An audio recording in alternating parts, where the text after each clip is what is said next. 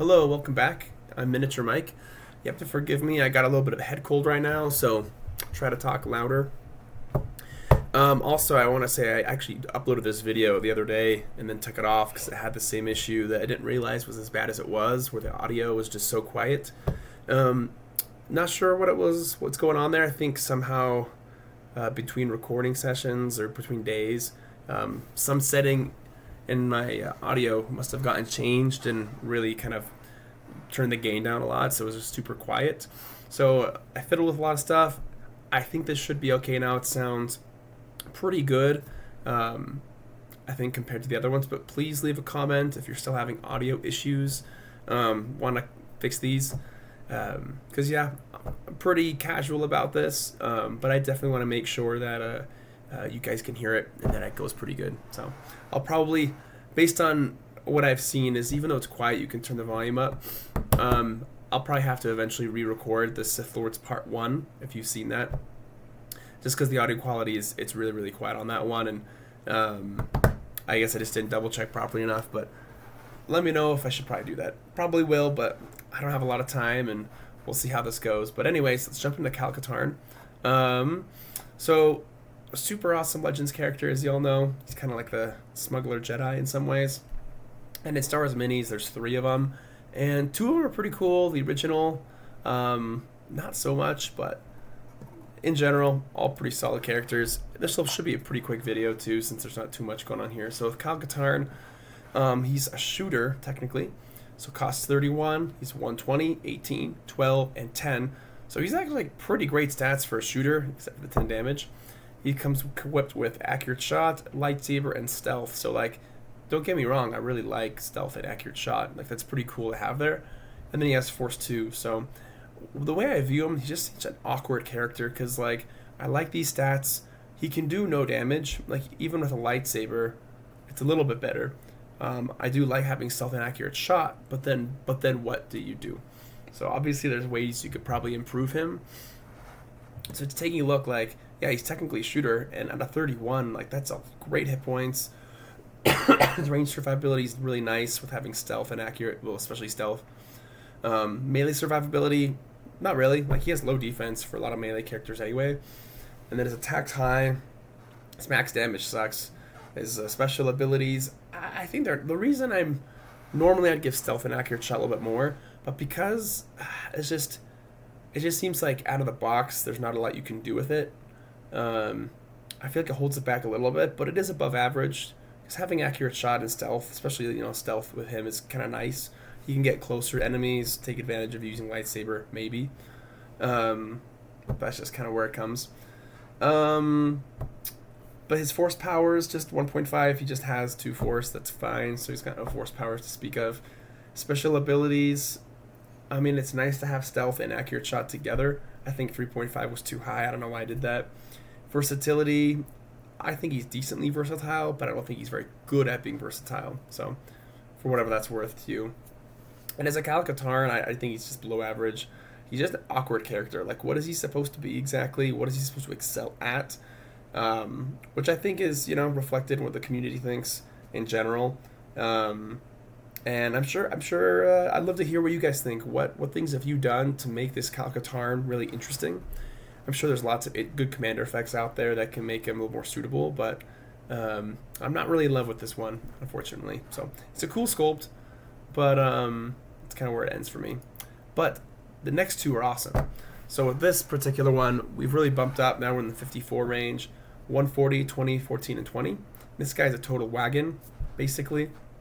He's got disruptive, so especially if you're against, like, melee commanders and stuff, you're gonna having this is really underrated. I think having disruptive in that situation, because like a lot of melee characters, some Jedi, whatever, they can have, and even shooters too, they can have commander effects that can help, like, people around them support.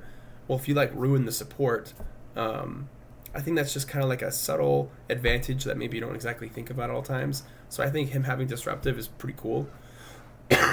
Grades 40 is a fun tool in the bag to have, of course. If you have an opportunity, it could be a nice thing to use. Duelist is great, and triple, so like he's really set up well for those melee situations. And then as far as force powers go, he's got 4 force, so he's limited. Variety of powers, which is good with grip, lightning, assault, and riposte. So I do like all of those. They're like kind of little nice things here and there. But I think where he really shines is, with the duelist, his abilities are really make him shine, in my opinion. So overall, I think he's an excellent character.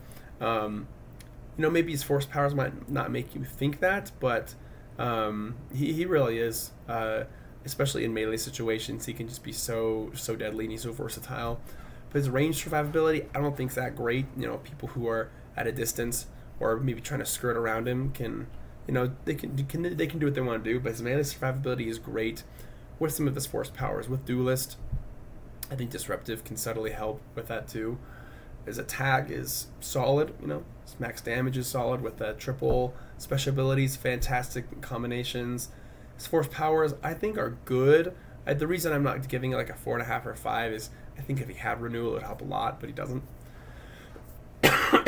And then his special ability, harmony, I wouldn't say he's incredible. I think it's more just the versatility. This guy's just one of the most versatile Jedis in the entire game, to be honest with you.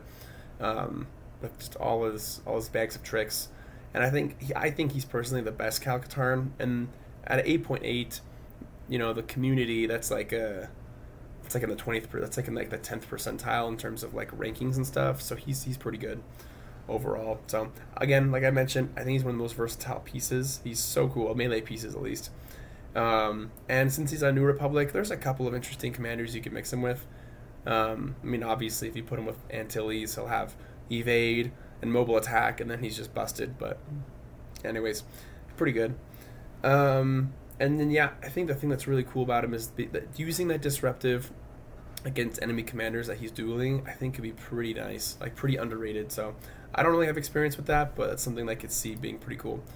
Last one, Katarn Combat Instructor. So what we have with this one, he's a little cheaper, but I really love this guy again as a melee. He's not as, I wouldn't say he's as versatile as a melee. He's more of like a specialist with melee instead. So with this guy, some of the same powers, just a little weaker. His stats slightly lower, just slightly lower. He's got double instead of triple. He's got disruptive and duelist still, but no grenades. But this guy, he's got kind of like the Count Dooku, Darth Tyrannus Legacy of the Force or whatever, where he's got the Force Renewal 1, and he's block, riposte, and Master of the Force 2. So like that whole like package of force powers is just insane when it comes to dueling. So he's like the ultimate combination of force powers, in my opinion, for like that melee dueling and survivability.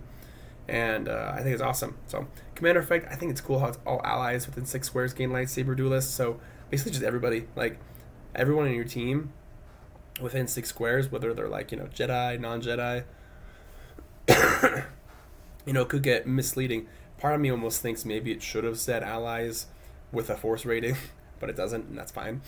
But it is cool that like everybody gets a little bit better defense. It's not like it's a very specific commander effect that's really not that great technically, but it's kind of cool. It's a cool idea.